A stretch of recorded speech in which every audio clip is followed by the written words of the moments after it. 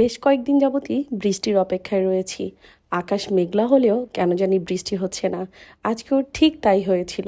দুপুরে খাবার পর দেখলাম পুরো আকাশ জুড়ে মেঘ। ভাবলাম এই বুঝি বৃষ্টি হবে। জামাই বলল, যাও আমার জন্য এক কাপ চা করে নাও, দুজন মিলে ছাদে বৃষ্টিতে ভিজবো আর চা খাবো। আমি তো সেই খুশি, গান গাইতে গাইতে চা বানাচ্ছিলাম, পাশাপাশি গাইতে শুরু করলাম। এই মেঘলা দিনে একলা ঘরে থাকে না তো মন, কাছে যাব কবে পাবো ওগো তোমার নিমন্ত্রণ। যাই হোক, জামাইয়ের অন্য কোনো নিমন্ত্রণ না পেলে জামাইকে তো চায়ের নিমন্ত্রণ দিতেই পারি, তাই না? তো তৈরি করে ফেললাম চাটা।